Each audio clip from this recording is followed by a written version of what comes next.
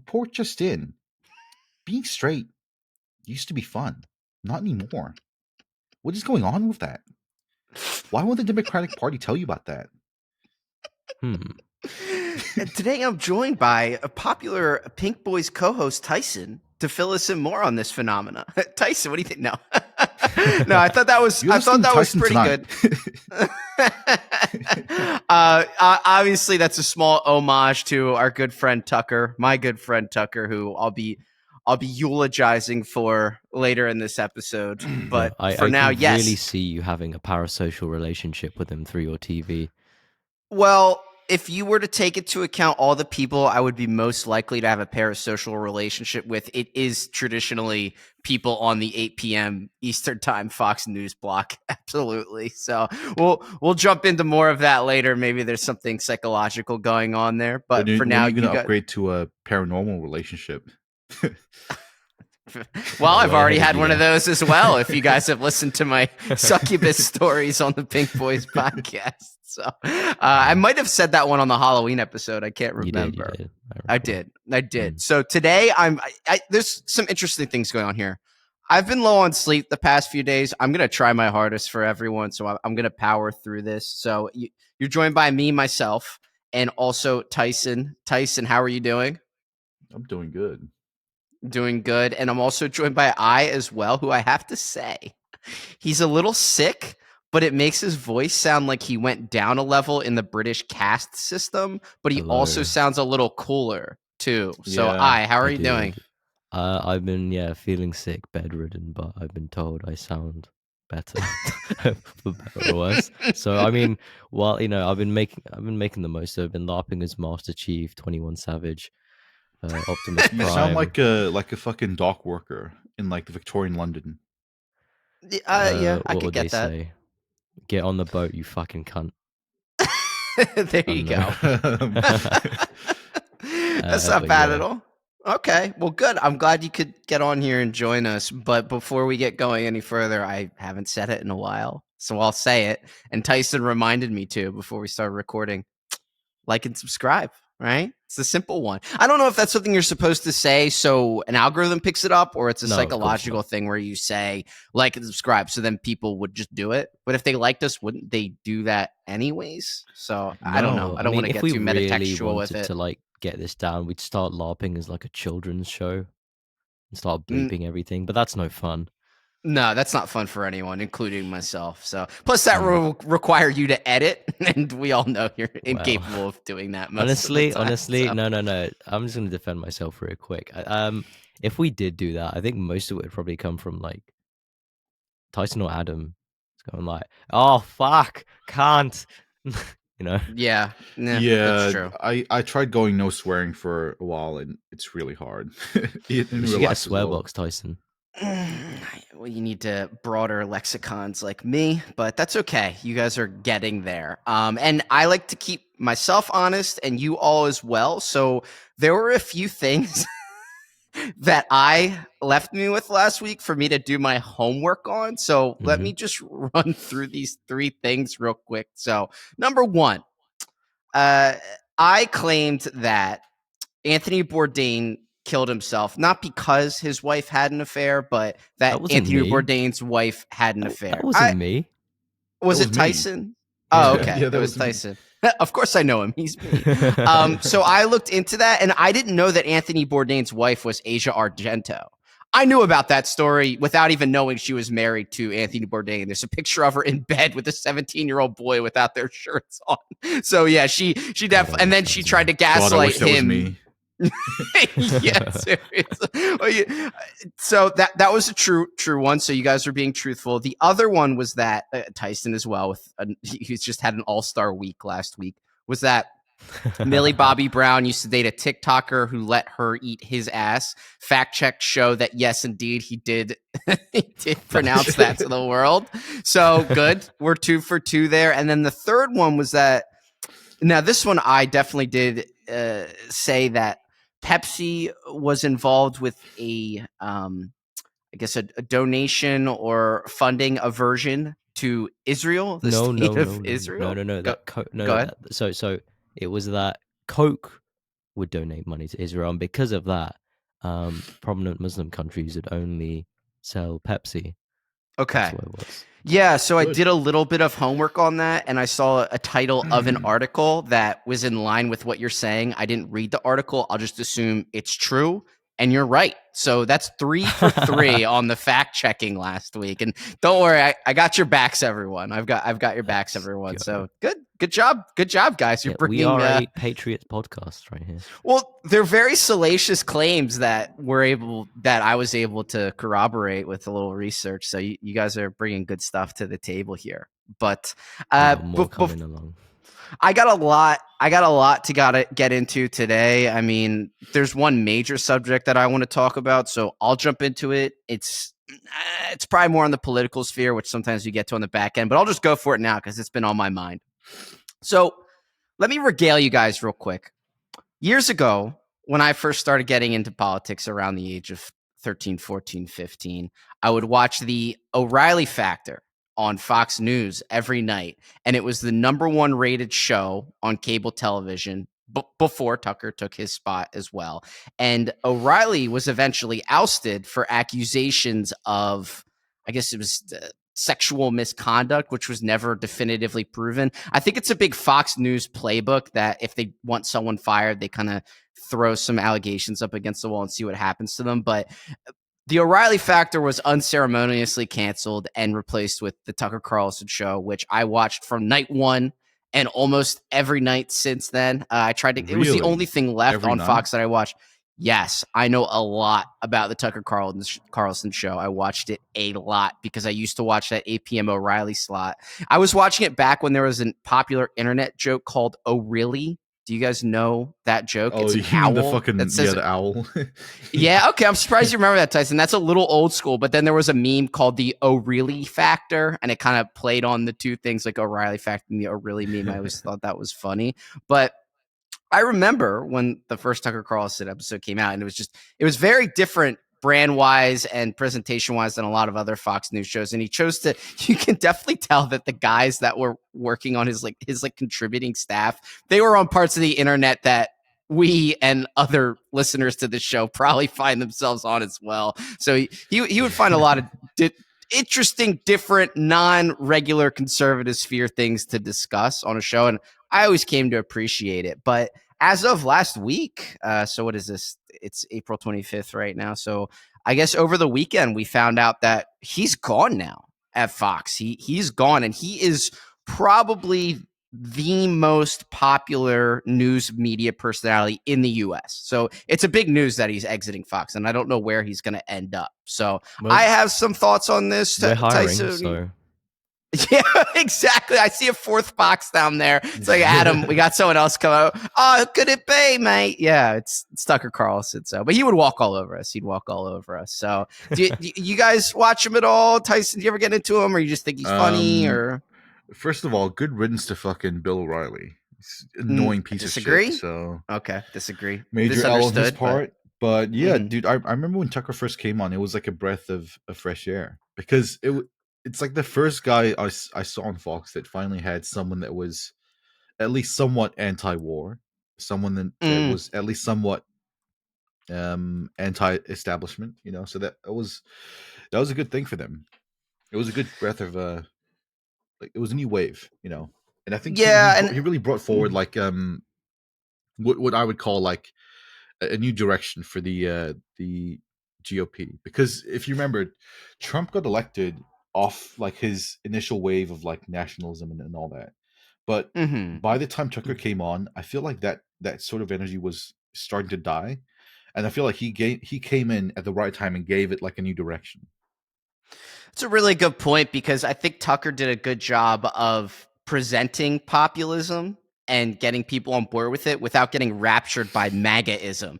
People always get really confused when they talk about it. You could tell they never watched the show. Tucker was never fully on board with the MAGA train. If Trump did something that he liked, he'd mention Trump. If Trump did something that he didn't like, he would mention that as well. He would at least try and speak to him in the best ways he thought that Trump could hear policy-wise. But he, again, during the he had a different view during the election voting accusations that the 2020 election was fixed.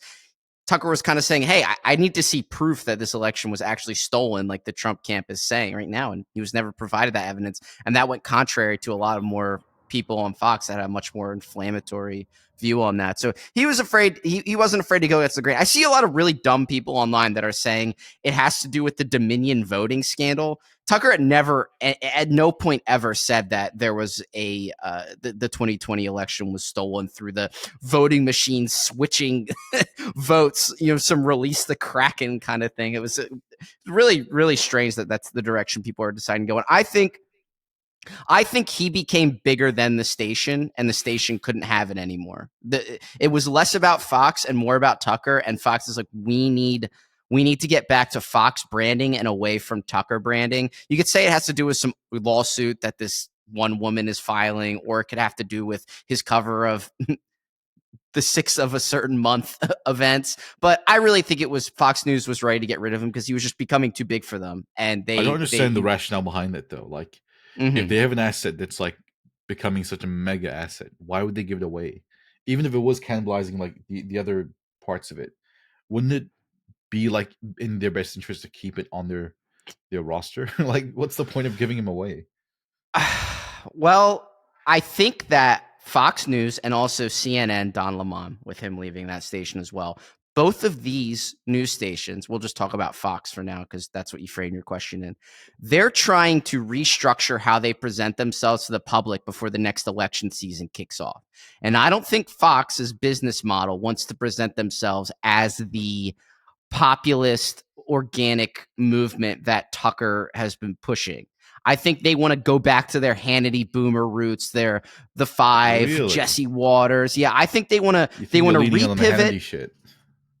I think they're I don't want to say Hannity because he's mega MAGA. I just mean old school GOP, and they think they're going to latch that model onto DeSantis, and we'll be right back in the Bush years, back in the good old days, when it was just kind of neocon GOP, maybe slight tinges of libertarianism to keep people enticed. Maybe like Romney-esque Fox News. I think that's what they want to repivot towards and distance themselves from MAGA.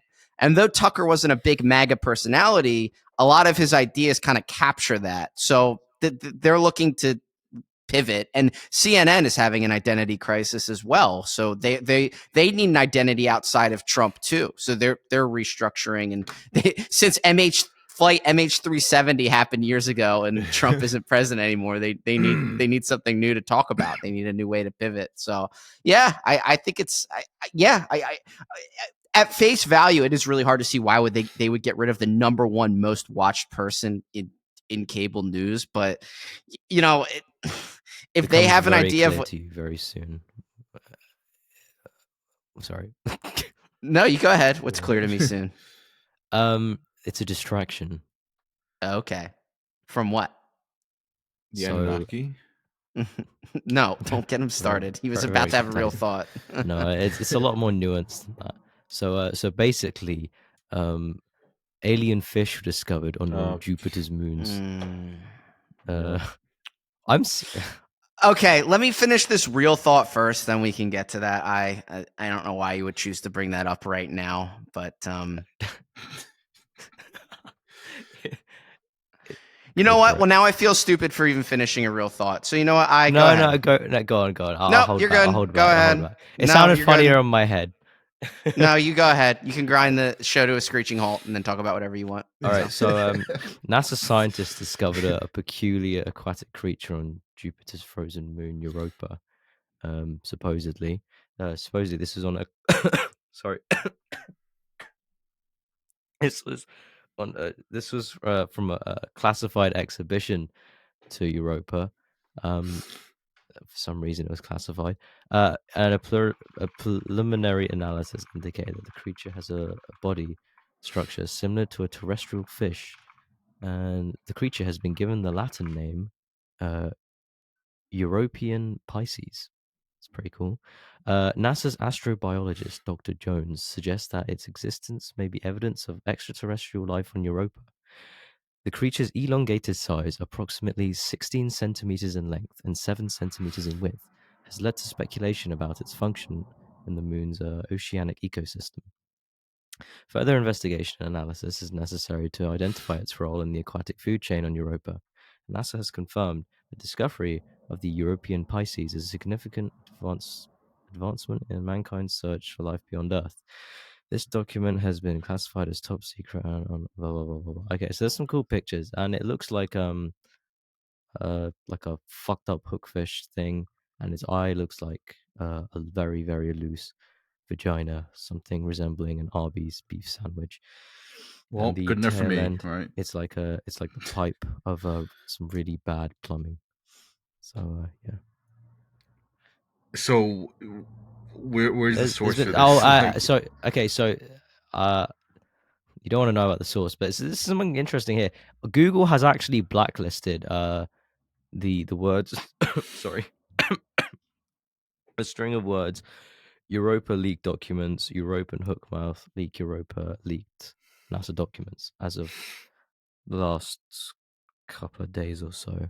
So there's something to go off there. And interestingly, if you search it on Chinese search engines, you actually get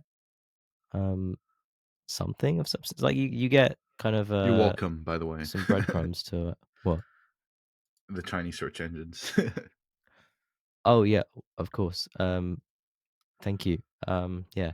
So yeah, if you look them up on a Chinese search engine and Chinese websites like Baidu.com and what's this, cdstm.cn, you will find a web page of an article that is not in English. So it's that. By the way, I don't believe this for a single second. I'm sorry, but what you're describing is like non-intelligent life, right? Like they're not sentient. So I don't believe that. How do you know fish aren't sentient? Well, do they have a civilization? Do they have a language? Have you seen Finding Nemo? Yeah, I think SpongeBob? Google or fucking whatever has like no hold motive. On. This is SpongeBob and Nemo were predictive programming. That's predictive programming right there. Yeah. How do you know these fish aren't actually like smarter than us? How do you know you're not in a coma right now and you haven't been trying to be woken up from for the past 4 years? I mean, if that's the case, I mean, yeah, that's so be it. But like in my objective reality, like this fish is an alien on a moon orbiting Jupiter. Like, I mean, if I wake up from this coma, I'll start thinking about what other aliens there are. Maybe I'm an alien. Maybe I'm a spiritual being having a material experience for the sake of garnering some kind of energy to transcend. Speaking of aliens, that made me really angry when I was listening to the Elon Musk podcast on Joe Rogan. Like Joe would ask Elon, like, dude, are you like, you must be like an alien, right? Because you're just building all this cool stuff. Come on, just tell us you're an alien. Yeah, that really made me angry. I know you mean. Him and Lex Fridman are like, and I hate to use this word, but they're such normie bait. I mean, they are normies, and I don't blame them because they appeal to a very broad audience, unlike us, who only appeal to the extreme, extremely intelligent. I heard this description once of Joe Rogan, but like it's so true.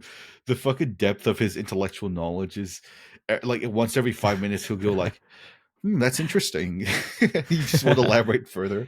He's a really good he's a good talker. He's a conversationalist. That's his thing.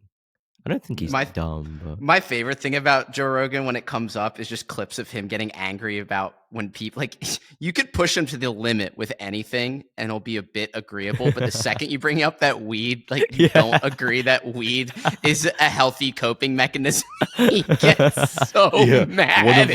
One of the only W's from Steven Crowder.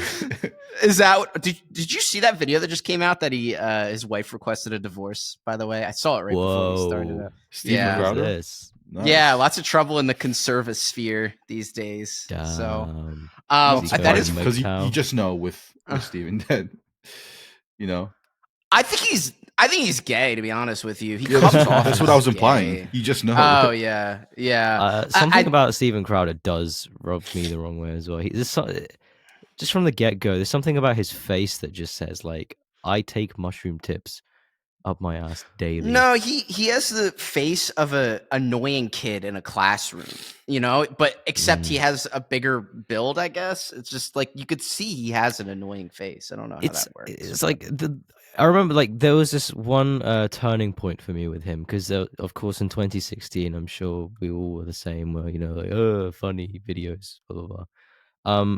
He was talking about how like, oh, I'm a man, and like to show how much of a man I am, he's talking about how like I wake up every morning and like I smoke a cigar immediately and I drink coffee. And like what Stephen Crowder said this? Yeah, he said that, and I was like, dude, you probably reek. Disgusting. I don't get that with the first off, if you're going out of your way to do manly activities and then advertise it, that's just pathetic and probably shows you're the opposite of masculine. But I've said something to that degree before. But the other funny thing is when people say, oh, I just want to drink coffee and whiskey and smoke a cigar, I'm like, if you do all three of those things in the course of an hour, you'll probably feel disgusting. I don't know how you could live with doing all those things constantly. It's meant to be an enjoyment, like a refined relaxation enjoyment thing. When did coffee become a fucking masculine thing? Like when did coffee become like the pinnacle of manliness? I have Starbucks no frappuccinos idea. and shit, aren't there? Like, I think that kind of cope, like the whole whiskey, coffee, cigar kind of trio thing. I think that's more pathetic than smoking weed, to be honest. No, I disagree. Smoking weed is pathetic. Because the thing, I think weed's pathetic as well. But the thing is with weed is that it's conformative. It's somewhat conformative to like give into that kind of trend. But like the whole cigar, whiskey, coffee, manly trio, it's a bit more niche. It appeals to it specifically appeals to people that are insecure about how much of a man they are, and that usually stems from maybe them having some kind of daddy or mummy issues, or maybe a small penis, or maybe being under 6 foot. I do think it's funny, Tyson. The real manly duo is fucking a Starbucks Frappuccino and a menthol cigarette. I hate menthol cigarettes. Ooh, I love them, dude. Goodness. Oh, no, I think coffee's, to be honest, I don't even like coffee, I'll be honest. I'll probably drink espresso once a year out of convenience in some situation, and that's it. I don't drink coffee. But speaking of Stephen Crowder being gay, maybe you guys can agree with me on this. But I feel like him and fucking Dwayne The Rock Johnson are like the most closet people I've ever seen in my life. Dwayne The Rock Johnson? Dude, you know what is he? I guarantee you he's gay, dude. There's no way he's straight. Oh yeah, Tyson can smell where The Rock is cocking. So I saw some list that went around Twitter. It was top 20 actors that are most likely to pull someone into a theater, and number 1 was Tom Cruise, and then number 2 was The Rock. I find that really hard to believe that he's that big of a pull to get people into movies, especially since that Black Adam movie came out and it did not get people into theaters. So is he just artificially propped up at this point? I don't hate him, by the way. I think he's great. Maybe he just does so many fucking films that you just can't help but see him in a film that you go to watch. But does he? He just does a bunch of Fast and Furious movies, right? Or is that even him? Is he in those? Or yeah, that is him. Okay, I can't keep track. I've only seen a few of those. They are great in a funny way. But I do, just to go back, Tyson, I do think it's funny that Joe Rogan asks if Elon is an alien because of all these ideas, and one of them is just a tunnel. So no, the worst thing for me wasn't the alien thing. There was a time where so Joe was talking about like genetics or something, and then like he says to Elon like I'm pretty sure, I think a lot of people would agree with me that you probably have like some kind of super genius IQ mutation. And then like Elon's like, yeah, maybe I do. You know what the funniest? I feel like we talk about it too many times, but I did think it was funny when that interview came out about Elon's dad, and he said that he found his other son far more interesting and a better person than Elon. Wow. Really? He said honestly, that? As time bears it out, he's kind of onto something, to be honest with you. He probably views his son as just this showboating, narcissist maniac who just can't sit still. But his other son is involved with a lot of philanthropy and like charity work. And dude, the funniest thing happened with fucking Elon recently. What? So some journalist was going after him saying, "Oh, you guys are in South Africa. You guys own a fucking a diamond or emerald mine off the back of like slave labor." And then Elon was like, "I'm going to offer a $5 million reward to anyone that can prove that my family has ever owned an emerald mine because it doesn't exist." And then fucking Elon's dad came out and says, "Can I cop the $5 million because I have direct evidence that we did?" Honestly, so I think Elon is a lot like his dad, but Elon pretends not to be. You could trace this back to narcissist billionaires, because I remember someone described to me before, Trump is someone who never got the approval from his father and will always be looking for it. I think Elon is kind of the same way, but he doesn't know how to go about doing it. But I don't hate Elon anymore purely by the fact that I think his dad, the way his dad talks about it is just hilarious. I think there's like a lot of weird sexual stuff surrounding his dad and their family as well. He's just a nutter, man. He's just mirroring his fictional counterpart Tony Stark, his father. And much like Trump, they'll have their Uncle Ben moment, and Elon will save the world. And Trump is he's shadow president right now, and he's gonna bring this entire cabal tumbling down, and everyone's gonna be saved. There you go. You think Elon pulls a Tom Brady with his dad? I'm sorry. What? Look, kisses him on the lips? Yeah. Tom Brady kissing his dad on the lips. Well, that was a really big thought, deal. Tyson. Yeah, well, that video was popular because that was right before he played, I think, the Eagles in the Super Bowl where the Eagles won. And that the city of Philadelphia had a really good time with that clip, let's just say. So, but yeah, he's like, his kid walks away and he's like, "Hey, where are you going, buddy? You can't leave until you give your dad a kiss." And his son just walks in and leans down like it's Sleeping Beauty or something. It's just bizarre. And I'm like laughing, reliving it. Well, not reliving it, but remembering watching it. So on the flip side, I think fucking Jessica Chastain or Amy Adams, they were kissing their son on the lips as well. So it's like, damn. That sounds like something Jessica Chastain would do, and I think she's very attractive. So I would be fine with her doing that to me if I were her son. So. Yep. You can dissect that what you will. So I see, since we're talking about movie stars, Tyson, I saw that you noted down a subject called Jonah Hill last name hissing. What is that? Oh, dude, it's the funniest shit ever. I like your Tyson TMZ goodie bag. Like last week it was Millie Bobby Brown. Go ahead. So Jonah Hill. Hold on. Wait, real quick. Wait, Tyson Moya is fuck. Close enough. All right. The Z can be your Necronomicon name, right? And so it was written many ages ago in the Muslim Necronomicon. Go ahead, Tyson. No, but apparently Jonah Hill was fucking in an interview, and then this reporter like brought up the fact that his last name wasn't Hill, it was Feldstein. And then like as soon as he did that, the reporter said that Jonah Hill like hissed at him and said, "What? Let's drop the subject." Are you serious? Yeah. All right, hold on. Let me put down some homework. I really want to make a joke referencing the hissing thing, but I think it's walking on a very thin line. Yeah, I mean, the joke writes itself at that point. Basically, just Pink Boy's AI generator joke right there. So yeah. Wait. Okay, hold. I gotta look that up. I'm gonna talk about something about that later. Hold that thought. I just want to know what's up with Jonah Hill. Like the guy just can't seem to catch a W like at all.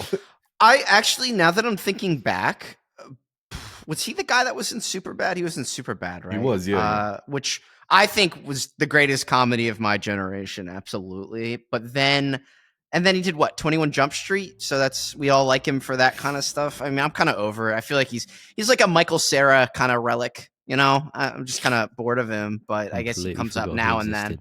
Michael Cera. Mm-hmm. Do you see the picture of Jonah when he got Starbucks and he dropped his cup and it was midair as soon as he dropped it? No. Let me see if I can find it. It's okay. What were you gonna say? He knew. He fucked up. What were you gonna say? Oh yeah, so about the AI thing. I've been looking into this, dude. There's so many free tools out there right now. It's fucking crazy, and I've been looking into this, and I'm beginning to work on it. There's enough stuff out there for us four, to effectively like generate full length AI generated podcast episodes, and the audience would probably be none of the wiser. Yeah, with the stupid shit you guys say over and over, and me too. Yeah. Well, yeah. Well, here's the thing. I mean, in training each AI with our personalities, you basically end up with an AI version of yourself. So yeah, so I'm thinking about it now. Like, what would you say to an AI version of yourself? I don't know. What is your problem? Please fix me. I would probably ask for help, and then he would only give me advice that I could give myself. So I'd tweak the settings so it's a female version of myself and see what she's like. Yeah, I would lose my mind immediately if I had to talk to a female version of myself. Are you kidding me? She would be so fucking annoying. I wouldn't be in the room with her for 10 seconds. Yeah, maybe that's what I need. Is it so? Was it Sigmund Freud? He talked about like how you're attracted to, assuming you're a straight male, which I'm assuming our audience is consistent of only those. That like you're attracted to what your mother's like. Well, it's Freud has, it's called Oedipus complex, where you want to kill your father and sleep with your mother. That's what he says drives our ego or our id or something. Right. And so, looking back, I mean, that was more like pop psychology that people don't take seriously in the field, but I think it's interesting. I don't think dude, it's you just know that if Freud was here today, he'd have like a whole fucking terabyte hard drive of that stepmom shit on his and he'd be like, what? It's for research. No, I honestly think that the only thing AI can produce are unoriginal thoughts and concepts that are easily identifiable. People, so wrong. I'm having some issue. Yeah, I'm sure, because you're an unoriginal person, so that's why you think it's interesting. But when I see this entire podcast, anyway, when I see people on Twitter getting excited about AI, I always look at their bio, and it's just some ex-crypto bro dev wearing some jacket and some dumb profile picture. So it's like, wow, this is the future. Bone to pick with AI. I hate it. I think it's the dumbest thing ever. I think anyone who's cheering on the death of creative original content is just an unoriginal person themselves. Oh, whoa! Did you hear this Drake X blah blah blah song made on AI? I don't think anyone's cheering that. Yeah, I'm not celebrating it. I'm just saying, well, this is some new tech and it's fucking cool. Yeah, you're looking. What is a good thing that could possibly come out of it? Okay. So you're making yourself useless, most likely, in what you're doing. More useless than you already are. You're automating. All art will become uglier. There won't be any good creative process. Here's the thing. You've been stuck on. No. You're stuck on. See, you've been zogged in the head. You're stuck on the creativity stuff, and like you're looking over how it trivializes and automates like menial tasks, like I don't know, fucking database management, or like intelligently like editing a video or something, like post-processing stuff like that, those are, no one in the fucking world looks at like I don't know, a fucking database and says like, oh, creativity, oh, hard work, oh, this is beautiful. No one does that shit. But then it requires like conscious thought to like do shit that's kind of like that. Anyway, something cool that I don't even know if I want to say. It's kind of embarrassing, actually. Keep it going. Go on. No, you've done worse. Go ahead. Yeah, just no, I don't think I want to say this. Okay, fair enough. Thanks for getting started on it. If AI goes to the point where there's fucking AI sex bots, are we copying one or what? I mean, if I can insert one of your personalities into it, I'll hate fuck it. I don't know. Maybe that's the logical endpoint of what I'm trying to say, Tyson. Could that ever replace the true reality of being with a real woman, an AI sex bot? You know what I mean? Could it ever truly replace the act of a very thin line so the people who okay, You're making a good point about it being able to do menial tasks, because the only thing that I'm focusing on is getting extremely angry when someone posts some dog shit fake Drake song and thinking it's interesting when it really is the most boring, pathetic thing on the world, and you have to be creatively bankrupt as a human being to think listening to that and enjoying that is cool and the wave of the future. I guess that just shows you're not a deep thinker, is that's what you think AI could be used for. That's what you think is a good use of AI. I think it's really boring and weird. It's like, whoa, they're gonna lose our jobs now. It's like, no, they're fucking not. Like, that's not how it's going to work. Let me give you something. Let me give you a cool. I know you're not going to consider this artistic, but like a creative like application of AI is like reimagining stuff in another form. So take for example I guess this is the easiest example is video games, right? Take like an old flat 8-bit NES game, and with the assistance of AI as well as modern game engines or whatever and other tools, you can really and relatively quickly like bring to life like an original artistic vision that wasn't able to be brought to light at the time with the restrictions of the hardware of that era. So like Nvidia, for example, have these new GPU accelerated AI tools where you can in real time take like an old game. I think the example they used was Elder Scrolls Morrowind. Oh my god, that's an old game now. God, I feel so old. I guess okay, that's what. No, I'm not picking at you. I'm talking to myself. They probably chose that because it's like compatible with modern software. Yeah. And what? Did it update it? Yeah. So in real time, they're literally like running the old game, and they're like with the help of the AI, like picking stuff, and then like making high fidelity models and like textures and like redoing the lighting and everything in real time. And it was like in the span of like 15 minutes, they'd like turned Morrowind into something that looked genuinely like it just came out of 2023, and it's still Morrowind, and the craziest part about it is that it's not like they compiled new code or a new game. Like it's quite literally the exact same game running underneath like the original version. It's just like there's so much shit layered on top that that's pretty cool. Interesting, because what I see a lot of coming across my feed is here's the Harry Potter cast doing a runway model, created through AI, or here's Trump kissing Lady Gaga AI. It makes me so angry. Like why does it upset you so much? Because people are contributing to their own downfall, and they on one hand complain about realism and disinformation, and then contribute to tools that are only bettering those things that confuse themselves and obfuscate reality further. But they think it's funny. They think it's funny that they can put people in these weird situations. It's not.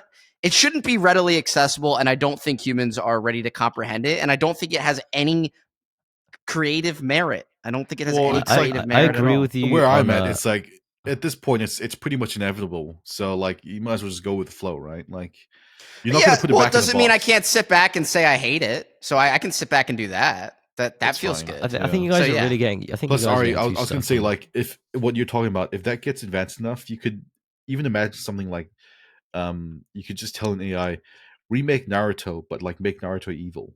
Like that would be fucking cool, Yeah, sure. I guess. Yeah. I mean, there's a cool AI generated anime concept thing out there. What if you told AI to make a crypto token and then release it?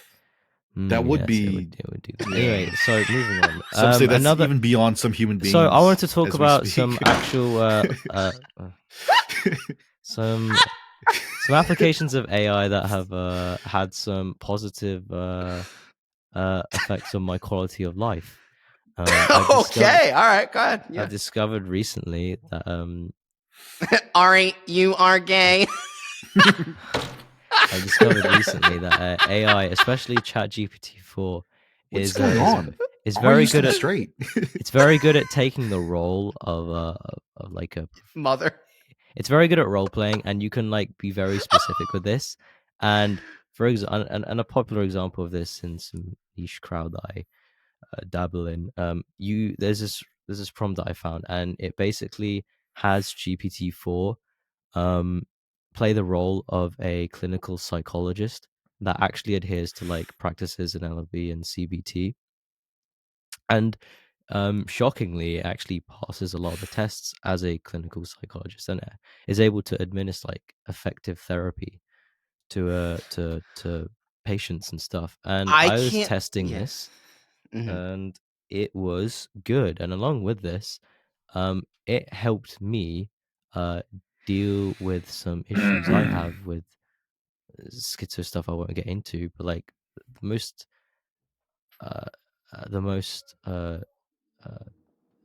positive one in the most positive one that I found that I found was it helped me like navigate like things in like a thought disorder. So like if I'm like doing some work or whatever, or just writing something or blah blah blah, it'll teach me like how to like make myself more succinct and more kind of straight to the point and kind of clear up my own thoughts Doesn't feel like it.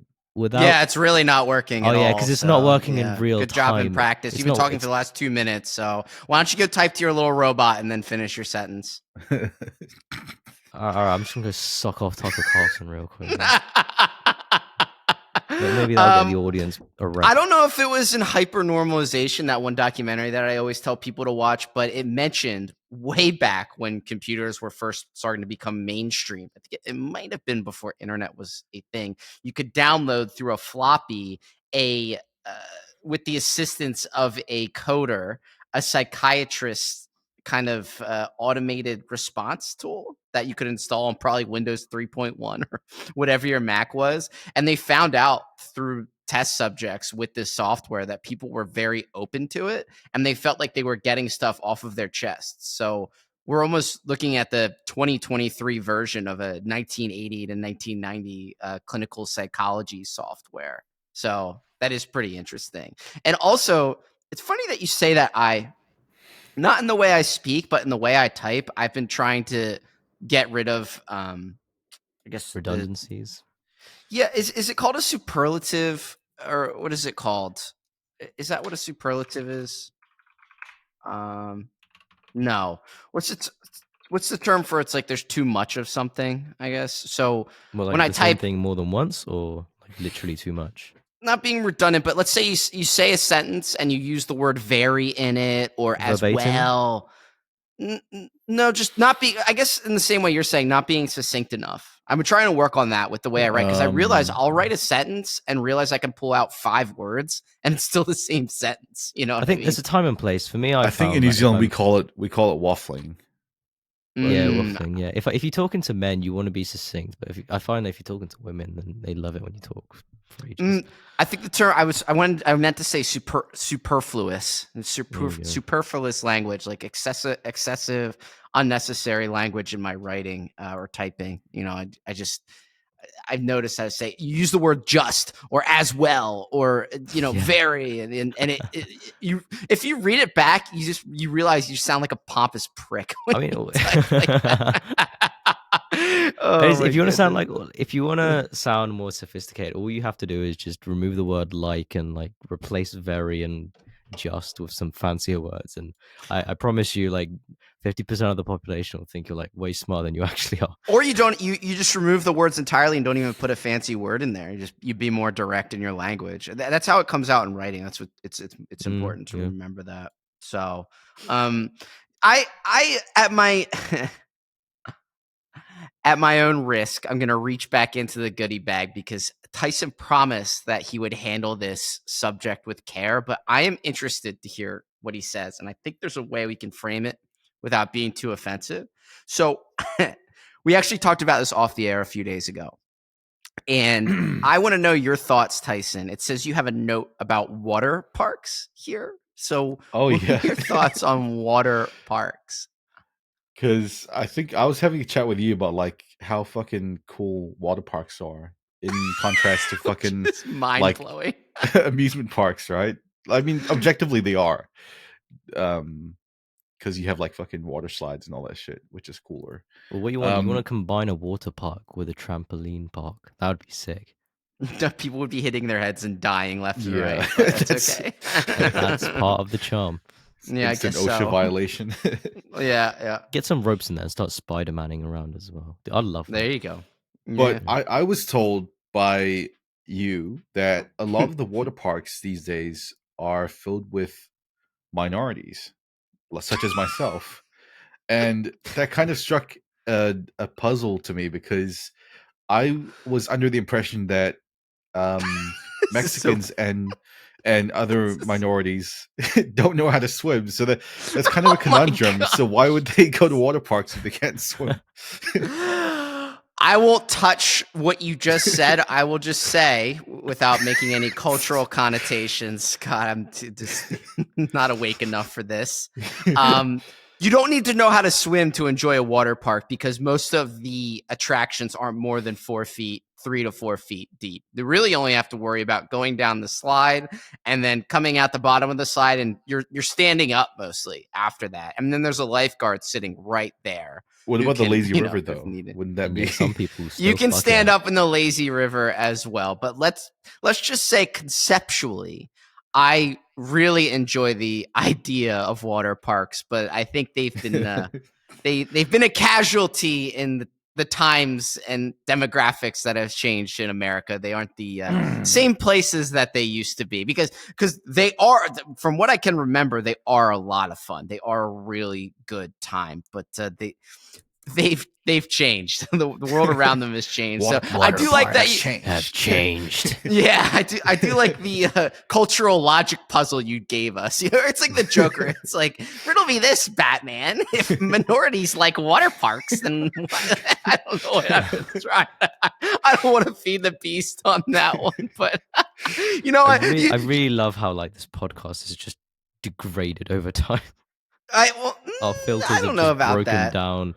Well, in that sense, like, yeah, upgraded. Yeah, I think we're unleashing our true potential here because I used to keep the reins on a little bit, but if Tyson says he can handle the subject with care, and after he gave his little speech there, I don't think he handled it with care at all. I don't know. No, actually, I was being tactful. Okay, if we take this leash off of Tyson, we're not going to. If we take the leash off of Tyson, we're going to have to be on a website other than YouTube, maybe starting with the name Bit or Live of some sort. You know? Yeah, well, I don't know what could have made that worse except just using a slur. So that was really... I was very careful to put a strategic minorities like myself in there. So there's the umbrella term. Well, here's the thing with that. I've got a comment to be made on that. I think the word minority is like fine because it's like statistical, right?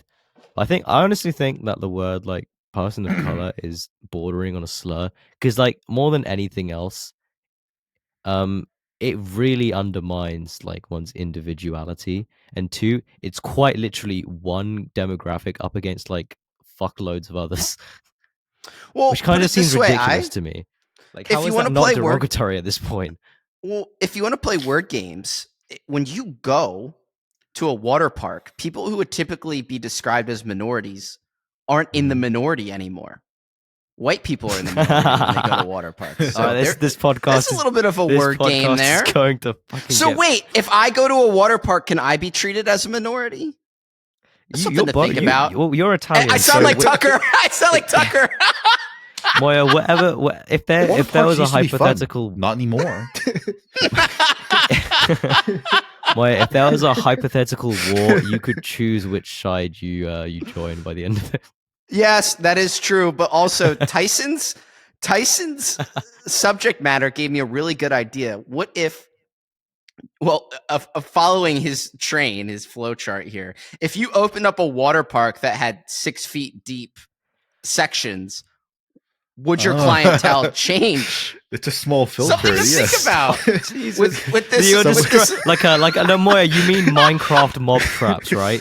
Yes, that's exactly what I mean. So wait, I said the word mob. Why did I say that? Fuck. Yeah, fix your Minecraft water park with this one simple trick is what I'm saying. The fucking alien civilizations. There's like talk about the great filter. That's like the fucking water park's great filter. You just collect your jewelry at the bottom of the seafloor. Man, oh god, we got some business ideas going on here, Tyson. We need to go into work together. How to farm Air Force Ones.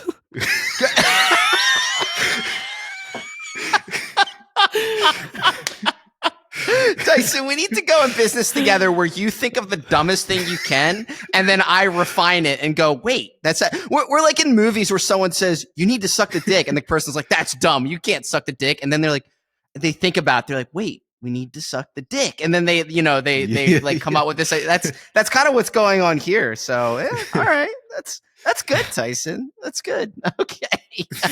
Wow, I didn't expect a little gem in there. So we're like Elon Musk's family, just finding gems here. So we should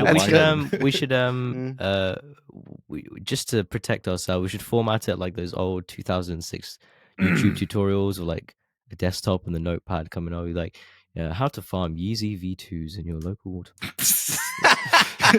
it'll be like that music that goes like do do do do do. That's my favorite thing. Or Bodies by Drowning Pool. Well, those, the Go XLRs that we use for this podcast. The floor. Yeah.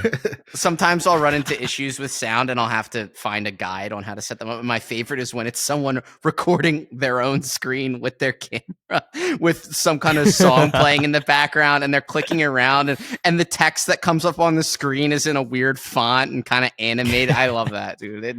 That's some old school internet stuff that'll never get old to me. That aesthetic needs to come back in some form. I think people yearn for it.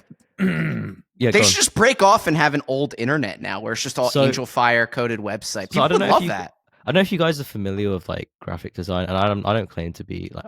I'm at best an amateur graphic design guy. I play around with it. I have done for a long time. I'm not professional at this, but I've dabbled in like the art form. And are you familiar with the idea of Skeumorphism? No, go ahead. That's like when images when icons look like the actual thing they're. Yeah, so they're like I read about this. Yep, three-dimensional with depth, and there's like shadows cast. So yeah, it's supposed to like so the way when icons and operating systems are first coming about, do I call them artists? I don't know. Creators of operating system were faced with the problem of introducing functions in a computer to the layman. So for example, like saving a document, it would be represented with like a floppy disk. So it's like subconsciously signals to you like save, or like the World Wide Web was like Internet Explorer is like a globe. Oh, that's not Internet Explorer. Is it Netscape Navigator? The Earth thing. I know exactly what you mean. It's like when you go to Outlook or when it's a mailbox. So you so in the past they'd make it very realistic, and there's an emphasis on like depth and like basically making it as kind of realistic as possible to kind of see. And basically in recent years we've shifted away from that to something that's known as more material design, which is flat and simplistic. And this thing that I was reading about it was saying how like people have kind of like over time, as technologies become more normalized, people have literally become more and more dumbed down, like to the point this material design is actually like a bit of a requirement. It's some weird like psychology thing, but I think it was like I think the major shift was in like it was with Apple. Oh yeah, I think I know what you mean. Like it was with Apple. It was it started in Mac OS, I believe.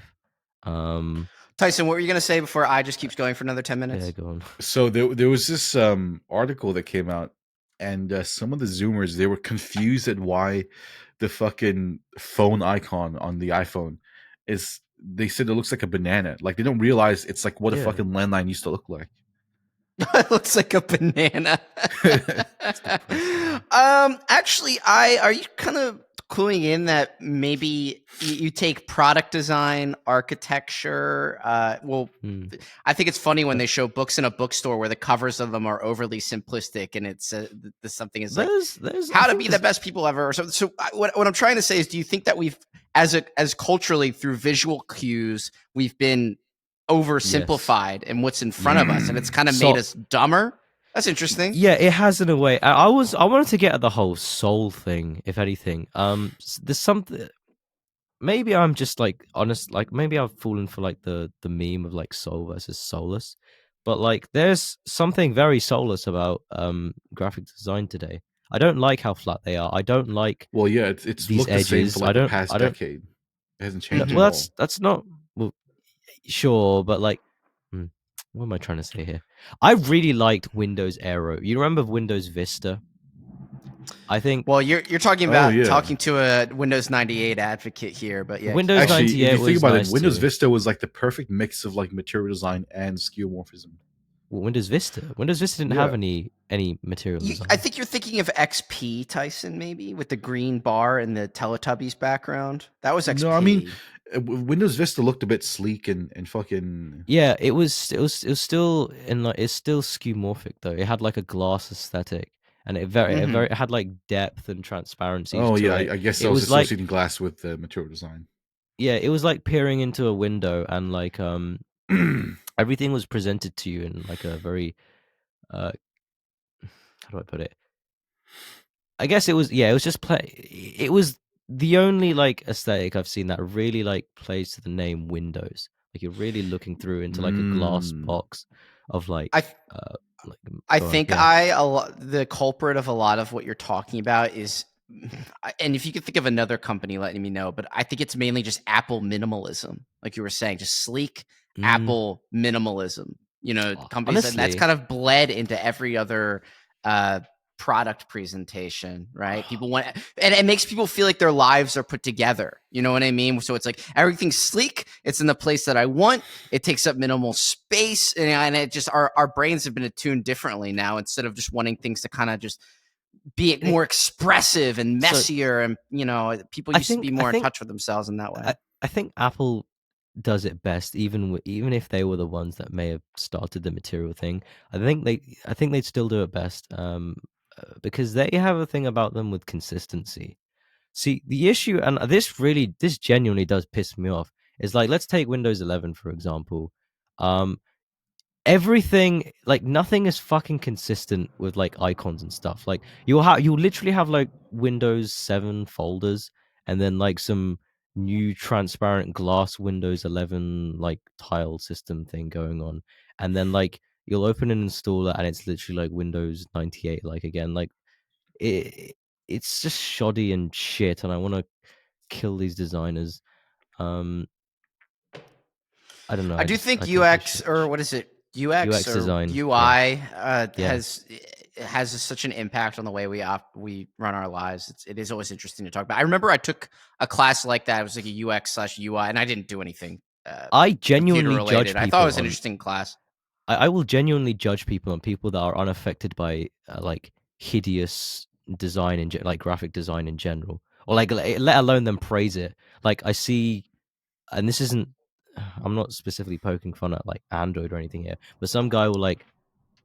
I don't want to get into this. It's a fucking messy topic. But here's a good filter. Here's a good test. How do you feel about the fucking Cybertruck? Do you think that's a good design or a bad design? do you look at it with disdain? Like that meme. Go ahead. I mean, I don't like it. I think it's trying. You want that utopian, futuristic look when we're actually there. I think it's trying too hard to reach into that future that we're not at yet. And I think Elon Musk is a serial scam artist, as I've said countless times. So, and he's proving that with the production of that truck. But I'll give him credit. I'll give the design credit for like being consistent and living up to what it was trying to do. But there's no like function to its design. Like it's literally designed like that for the sake of looking like that. Whereas if you take like so I hate to see, I'm gonna sound like a complete Apple like cocksucker right now, but this applies to like loads of things. It's just Apple's the easiest way to do it. And this probably had a lot to do with Steve Jobs' kind of philosophy on design. But like if you take like the iPhone 4 for example, how like it had the iPhone 6. it had like a metal frame because someone see a like, game-changing phone. Because stainless steel is a good material for being an antenna, or like the home button is a good place to also integrate a fingerprint reader, because that's where your thumb is. You know, that's where you're gonna have muscle memory for like placing your thumb. You know what I mean? User experience and like what's the word I'm looking for here? It's like when you have a fuck, what do they call it? There's a word when everything kind of flows together. Intuitive. It's intuitive, yeah, but there's something else. Alien fish on Europa. Don't worry, I'm sure you know the word, but you did bring up something that was interesting to me.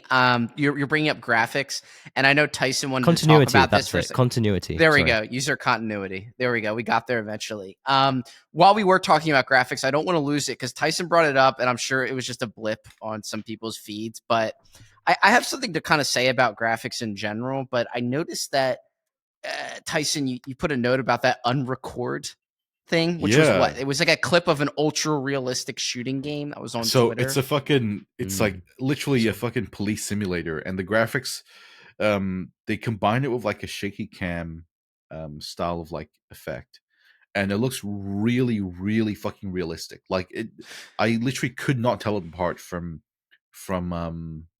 real life, except with like the UI, like health bar and all that shit. But you know what's? Go ahead, sorry. But it's fucking bizarre. Like I feel like this actually lends credence to some of the boomer arguments. Like it does look actually too real to the point where it should not be allowed. Like that sort of realism in a game, wow, it's Tyson jarring. Finally came around. And yeah, they shouldn't achieve this level of realism and ship it to the fucking kids. I just think, go ahead. Okay. Oh wait, no, you just said a bunch of stuff. Hold on. I do think it's so.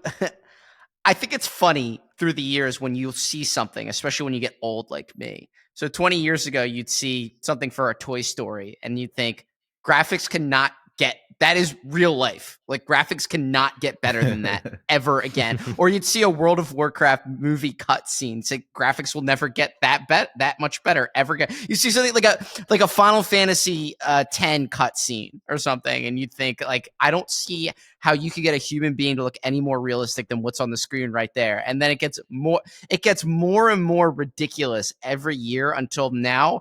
There's an actuality where it is real life, and I will say, but I'm hesitant to say it.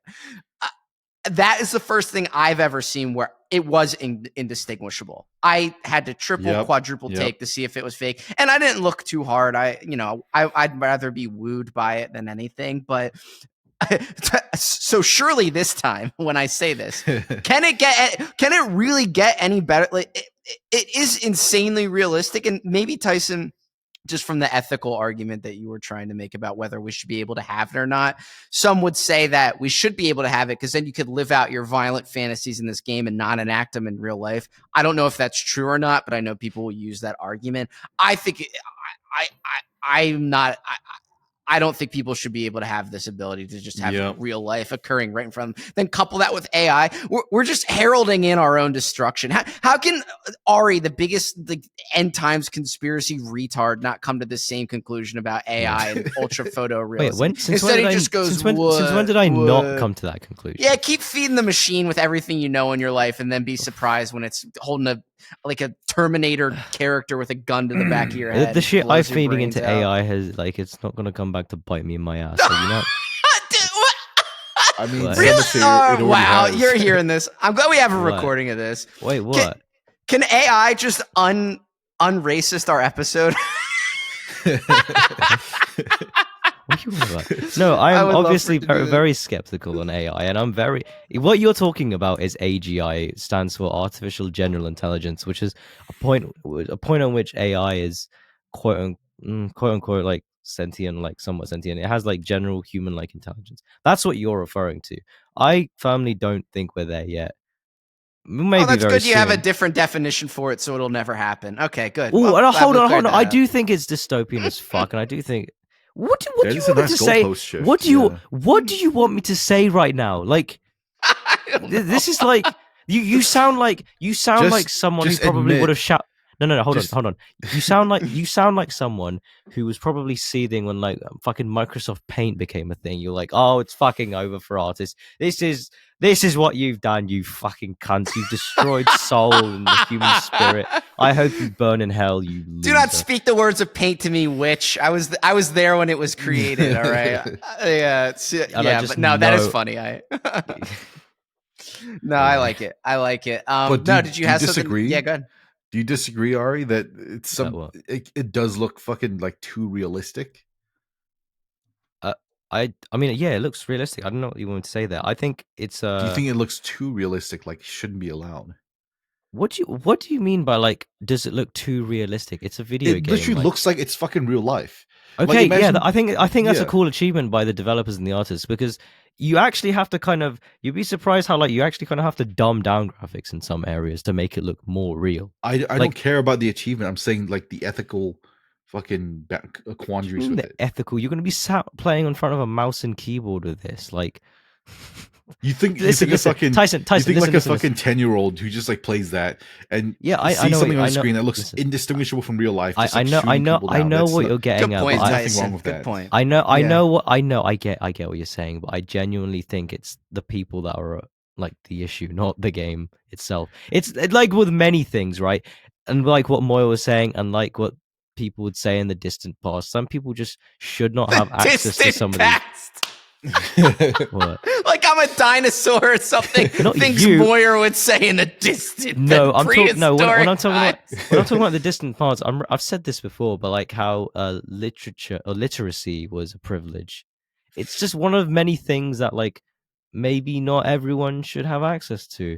Not because like it's inherently bad, but because like people are just retarded. You know, here's a thought like I had, right? You know?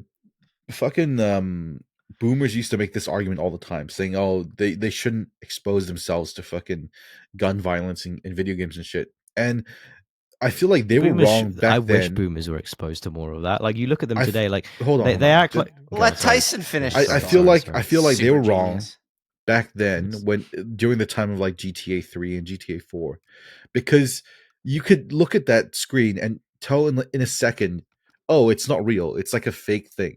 But if you have it to the point where it literally is indistinguishable from reality, I feel like that brings it to a different scenario. Well, Tyson, we as a culture are having an identity crisis where, and especially when you look at it through a lens of violence, and if you want to pull school shooters into it as well, we have a problem with fictionalizing and romanticizing reality now. It actually is almost becoming, for a diseased person's mind, indistinguishable from reality. So when you put in the idea of a 10-year-old being able to realistically shoot someone in graphics that are indistinguishable from real life, I think that will leave a lasting damaging impression on them, and they would be more likely to do it in real life, because we're already seeing issues like that now where people just they don't care what they do in real life because they don't see the meaning in it, and they don't have an objective moral reality to judge real life by, so they do heinous things in it. They because they don't see the point in it anymore. So yeah,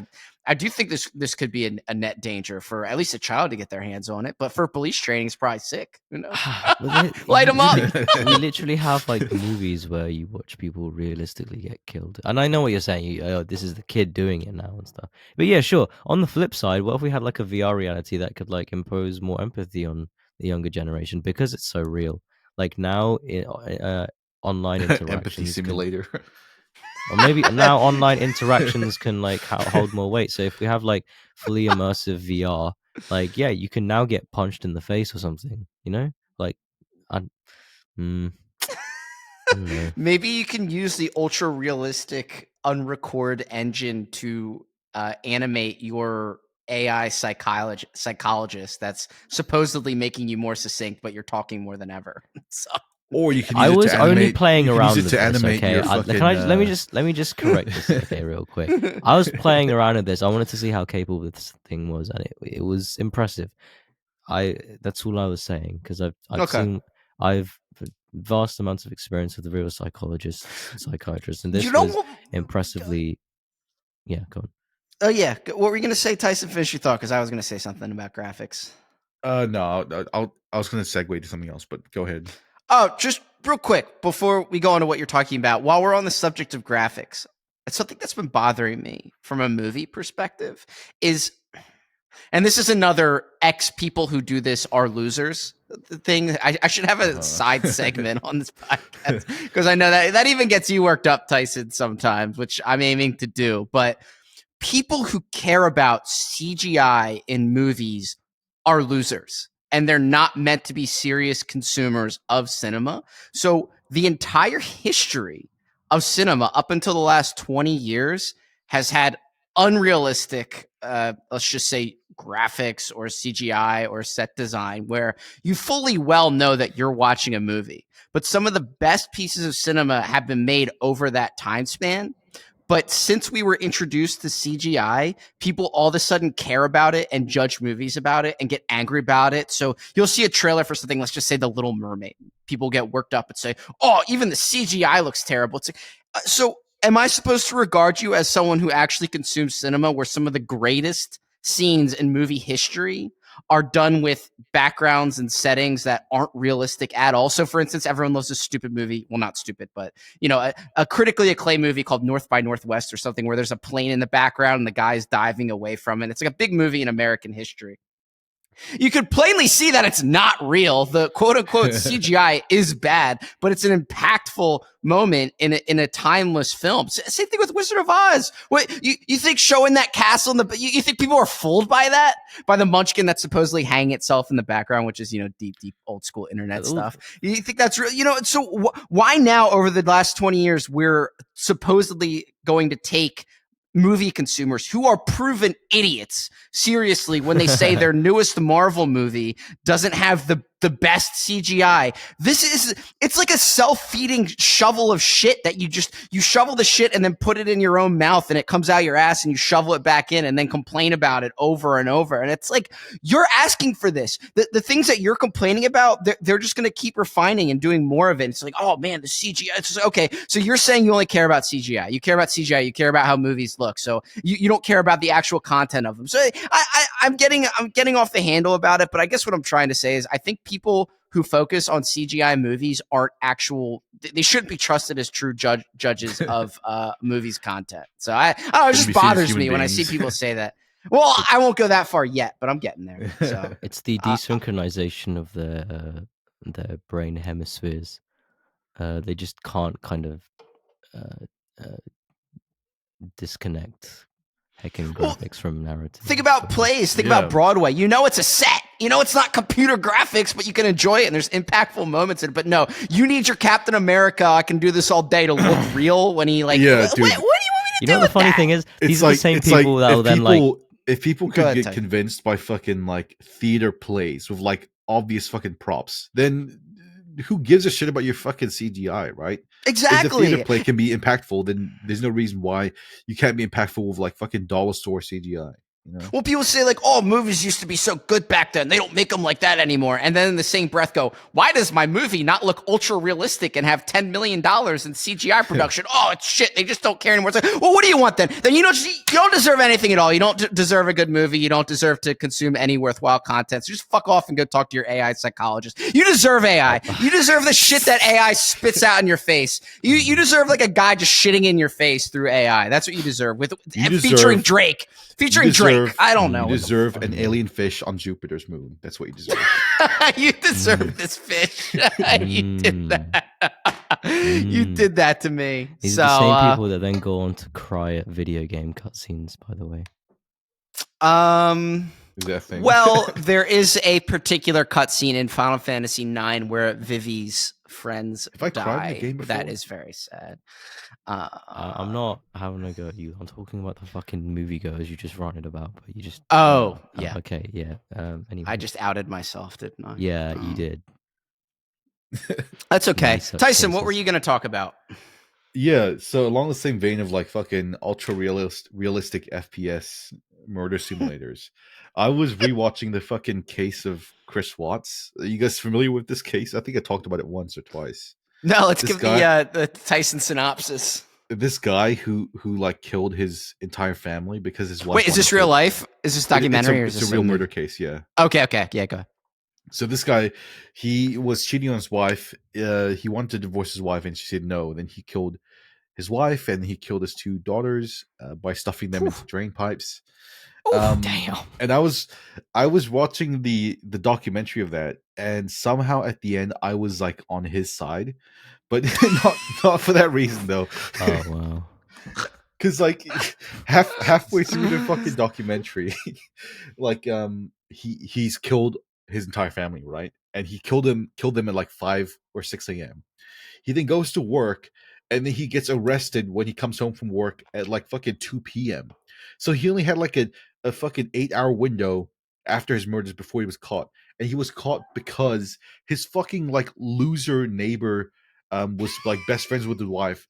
And she didn't get in contact with his wife for like fucking 4 hours, and then she freaked out and called the police. Like, that made me so annoyed, the fucking neighbor. Like, really? You gotta kill this guy's vibe after if you're not talking for 4 hours.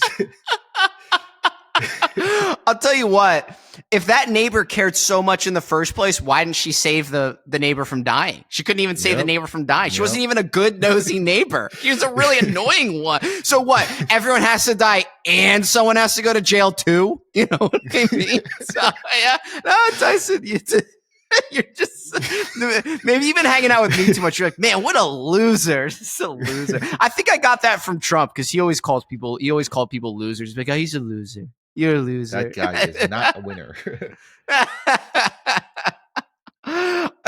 you have any commentary on that? So we're just rapid firing. Actually, I think maybe we should finish up soon. I woke up a little bit halfway through there, but okay. Okay. Thank you for that. Was that a British donkey? Oh, you know what? One last nugget before we finish up, because we were talking about movies and everything. So, did you watch the Lord of the Rings show, Tyson? Did you finish that? I watched like half of the first episode before I dropped it. So, I'm gonna go out on a limb here. So I listened to the Reactosphere YouTubers on this one and never finished it up. I got about 4 episodes in and got bored. And then I picked it up recently. And you know what? I think people were too harsh on it.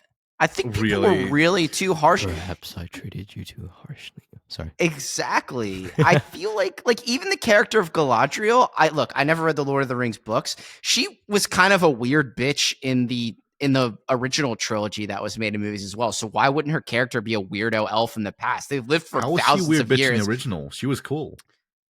How was she cool when she literally spazzed out and turned into some like glowing demonic figure who yelled at Frodo about the ring, you know? But she had self-control and she held herself back.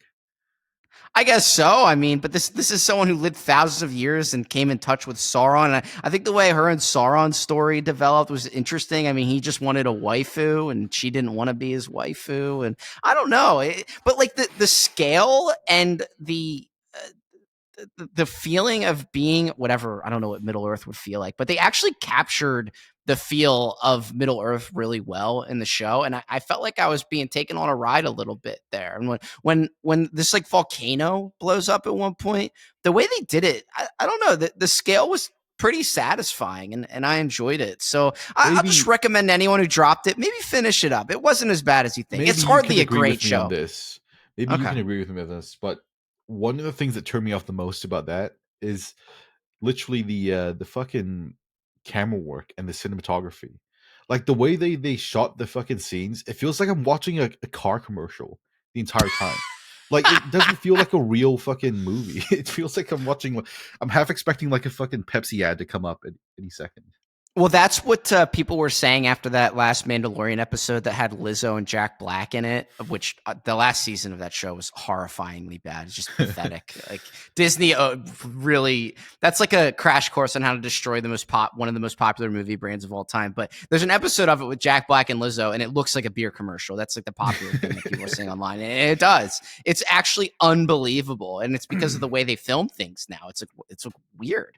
I guess I can't complain about it because I just complained about CGI for 10 minutes, but there's a difference. All right, understand nuance. Okay, understand nuance. But yeah, I just wanted to point that out. It was just bothering me that I didn't finish it up because I allowed myself to get disenfranchised by stupid outlets. But I think I'm about finished up here. You guys. Okay. So does anyone else have anything? No, I'm good. You guys are good. On Europa with my pet fish later on. Yeah, I actually am gonna look into that fish thing because we should do like a recap each episode where I was in the middle of talking about something and verbalizing it well, and I interrupted me to read from a piece of paper. He couldn't even express his thoughts on the alien lizard well enough. I did express my thoughts. I said that I look like a vagina resembling an Arby's beef sandwich.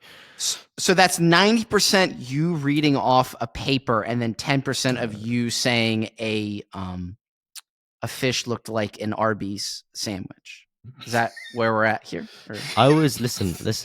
You established at the beginning of this episode that this is a podcast of facts and logic, and I was simply reading from the first-party source. Exactly. Exactly. Thank you, Tyson. Is that our stance on the Europa alien lizard? That's right. Just as you had your thoughts on Tucker Carlson, what else was there? We're a factual podcast.